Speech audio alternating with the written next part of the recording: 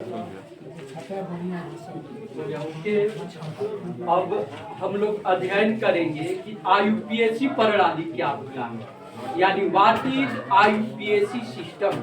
IUPAC system की बात करेंगे। क्लियर है जी?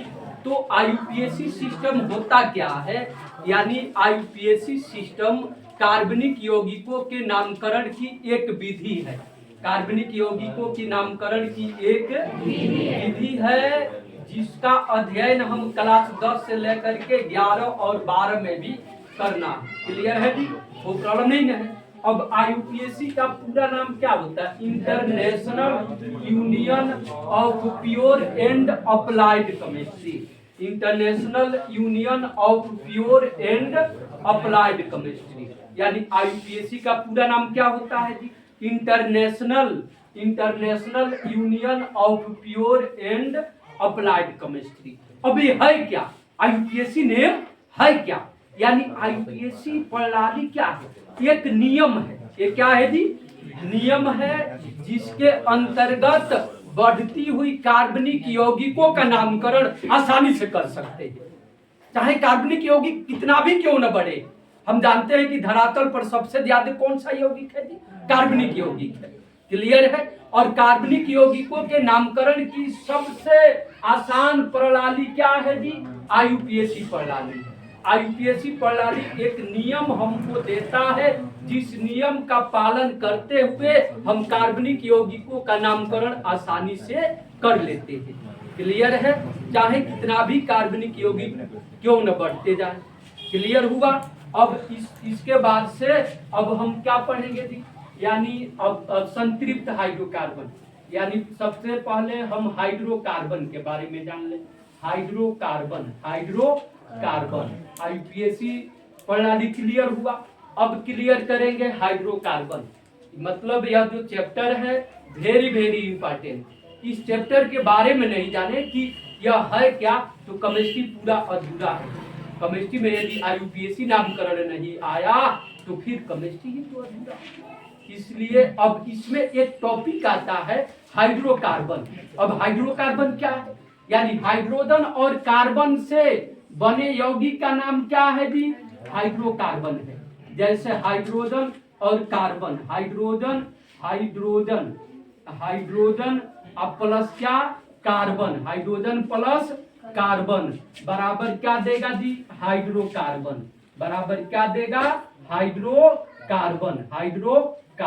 समझ में आ रहा है कि नहीं? जैसे आपका क्या हो गया? CH4 हो गया, यानी कार्बन भी है और हाइड्रोजन भी है। अब दोनों मिलकर के क्या कहलाएगा? हाइड्रोकार्बन कहलाएगा। क्यों हाइड्रोकार्बन कहलाएगा जी? क्योंकि इसमें कार्बन भी है और हाइड्रोजन भी है, इसलिए क्या इसका नाम देंगे? हाइड्रोकार्बन। अगला क्या हो गया? C2H6 हो गया। यह क्या हो गया जी? हाइड्रोकार्बन हो गया। CH3 क्या हो गया?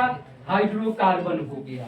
इस तरह से चाहे कितना भी यौगिक आए हाइड्रोकार्बन वाला, तो पहचान लेंगे ना कि हाइड्रोकार्बन क्या है। यानी हाइड्रोकार्बन वे यौगिक है जिसमें कार्बन और हाइड्रोजन मिलकर के बनता है। यानी कार्बन और हाइड्रोजन की उपस्थिति जरूरी है, और दोनों से मिल करके जो यौगिक बनता है उसी का नाम है हाइड्रोकार्बन। हाइड्रोकार्बन जैसे क्या हो गया? CH4, C2H6, CH3। क्लियर है? अब हाइड्रोकार्बन कितने प्रकार के होते हैं उसको अध्ययन करना है कि हाइड्रोकार्बन कितने प्रकार के होते हैं। क्लियर है जी? ओके, कोई प्रॉब्लम नहीं है। अब काइंड्स ऑफ हाइड्रोकार्बन, ओके, कोई प्रॉब्लम नहीं है। अब हाइड्रोकार्बन के प्रकार के बारे में अध्ययन करेंगे। तो हाइड्रोकार्बन जो है ना, मुख्यतः दो प्रकार के होता है। हाइड्रोकार्बन मुख्यतः कितने प्रकार के होता है? दो प्रकार के होता है। क्लियर है? आपका पहला नंबर क्या है हाइड्रोकार्बन के प्रकार में? पहला नंबर संतृप्त हाइड्रोकार्बन, यानी संतृप्त हाइड्रोकार्बन, संतृप्त हाइड्रोकार्बन या एल्केन या पैराफिन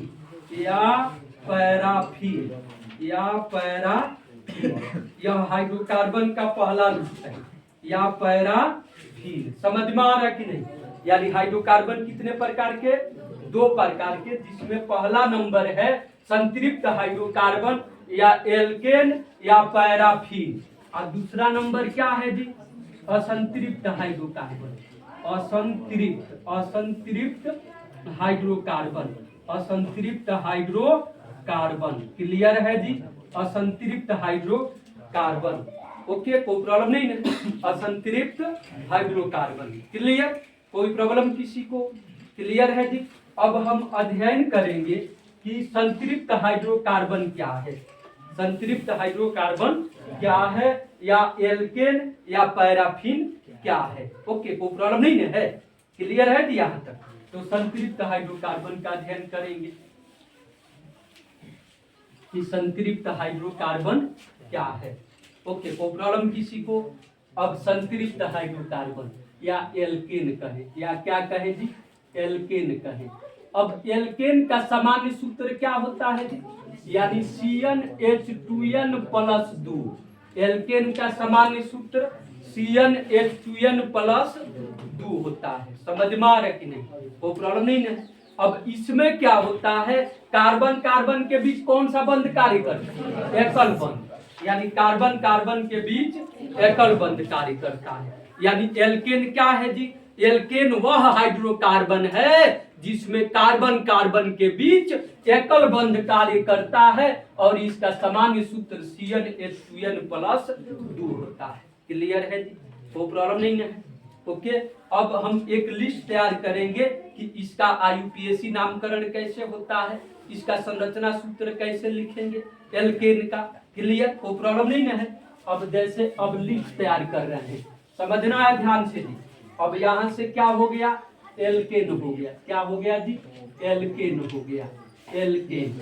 और इसके पहले केमिस्ट्री में जो गिनती आता है वो क्लियर है कि नहीं? कार्बन 1 रहेगा तो मेथ, कार्बन 2 रहेगा तो एथ, कार्बन 3 रहेगा तो प्रो। ये सब क्लियर है कि नहीं? ओके, कोई प्रॉब्लम नहीं ना है? अब एल्केन हो गया, तब CnH2n+ क्या हो गया जी? यानी CnH2n+2 हो गया। प्लस क्या हो गया? 2। यह एल्केन का सामान्य सूत्र हो गया। अब इसका क्या रखेंगे? IUPAC name. IUPAC नेम, और उसके बाद से क्या हो जाएगा? संरचना सूत्र। संरचना सूत्र। संरचना सूत्र बिल्कुल ध्यान से समझना है। संरचना सूत्र। अब एल्केन के नामकरण में क्या होगा? यहाँ पर कार्बन के जगह पर 1 रखेंगे तो C1, और H यहाँ पर 1 रखेंगे तो 2 × 2, अब +2 जुट जाएगा, यानी H4 हो गया। H4 हो गया। एक यहाँ पर छिपा रहता है, इसको ज्यों का त्यों रखेंगे। अब यहाँ पर कार्बन क्या है जी? 1 है। तो जब कार्बन 1 रहता है तो मेथ पढ़ते हैं। क्या पढ़ते हैं? मेथ। और जब इसका IUPAC नामकरण करते हैं ना, जब भी एल्केन का IUPAC नामकरण करते हैं तो एल्केन से एल्केन में N शब्द जोड़ देते हैं। एल्केन में कौन सा शब्द जोड़ देते हैं? N शब्द जोड़ देते हैं। जैसे यहाँ पर क्या हो गया? कार्बन 1 है तो meth plus N, meth plus N बराबर क्या हो जाएगा जी? मेथेन। बराबर क्या हो जाएगा? मेथेन। समझ में आया कि नहीं? तब इसका नामकरण क्या हो गया? मेथेन। क्या हो गया जी? मेथेन। क्लियर है? कोई प्रॉब्लम नहीं है जी? क्लियर? अब यहाँ पर बिल्कुल ध्यान से समझना है। इसका नामकरण क्या हो गया? मेथेन हो गया। हमें तो लग रहा है कि कार्बन के आधार पर, कार्बन के संख्या के आधार पर अभी गिनती ही नहीं मालूम है। क्लियर है? कोई प्रॉब्लम नहीं है जी? अब अगले वीडियो में इसको विस्तार से बताएंगे।